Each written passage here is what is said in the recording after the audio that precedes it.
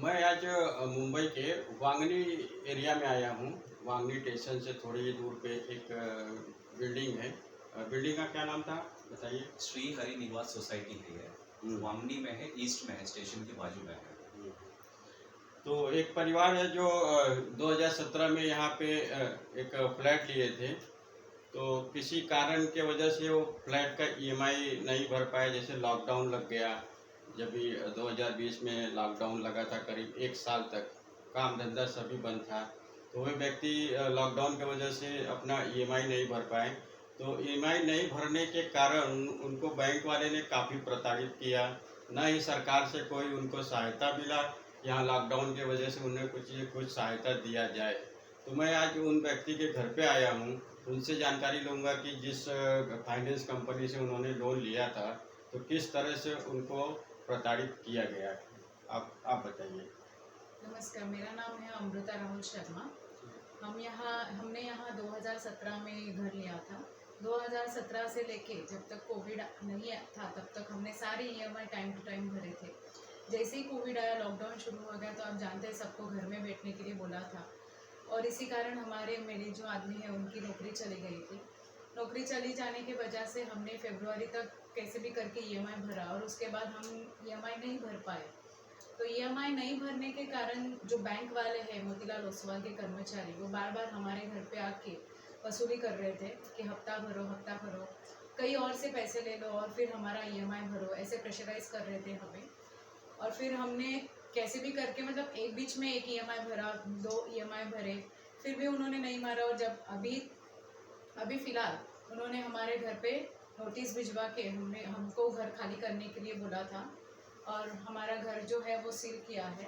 और अभी हम वही बिल्डिंग में, श्रीहरि निवास में, हम बाजू के घर में रह रहे हैं, जो कि भाड़े पे है। और फिलहाल ऐसे चल रहे हैं, ऐसे दिन आ रहे हैं कि हम ना कुछ खा सकते, ना पी सकते, ना भाड़ा भर सकते हैं। ऐसे हम दिन काट रहे हैं, और उसमें भी हमें बैंक के कर्मचारी आके ईएमआई भरो, नहीं तो हम तुम्हारे घर में कब्जा कर लेंगे और तुम्हारा घर जो है वो बैंक में सौंप देंगे, ऐसा टॉर्चराइज कर रहे हैं।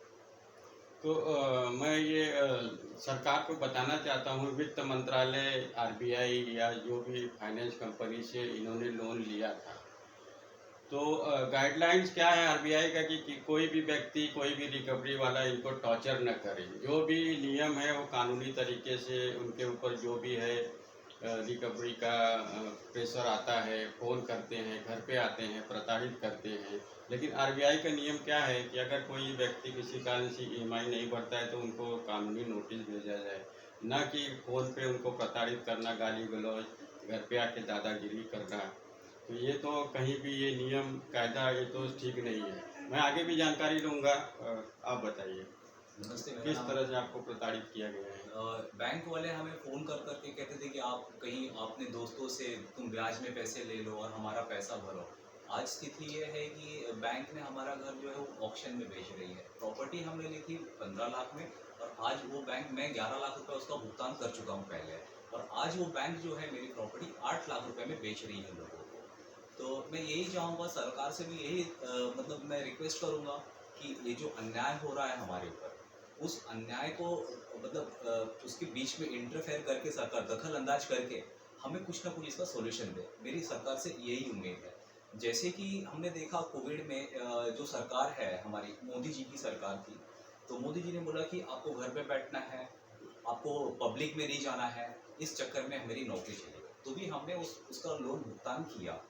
एक सिटीज़न, एक नागरिक होने के हिसाब से मुझे दिक्कत नहीं चाहिए थी, तो हमने उस हिसाब से जब तक हमसे हुआ हमने उसका भुगतान किया। लेकिन आज बैंक ने हमारे घर को सीज किया, हमारे ऊपर दादागिरी की, हमें मतलब अपशब्द कहे, क्योंकि हम तो पैसे भर रहे हैं ना। तो बैंक का ही काम नहीं होता है मोतीलाल ओसवाल फाइनेंस का कि हमारे साथ ऐसी बदसलूकी करे।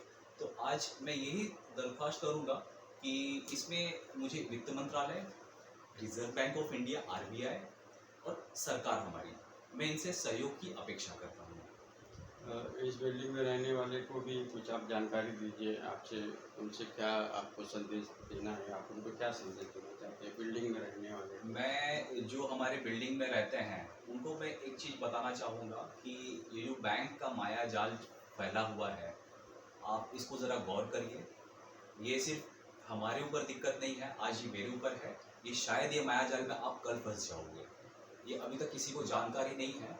अगर तो मैं यही दरख्वास्त करूंगा मेरे बिल्डिंग वालों को जो मेरी सोसाइटी में रहते हैं कि जो मेरा घर आज बैंक 8 लाख में 15 लाख की फ्लैट मैंने ली थी 2017 में, और आज वो फ्लैट 8 लाख में बेच रहा है। तो मैं मेरे सोसाइटी के लोगों को और जो भी ये चीज़ को नज़र मतलब देख रहा है मेरा न्यूज़ को, मैं ये कहना चाहूँगा कि आप इस चीज़ में मत पड़िए।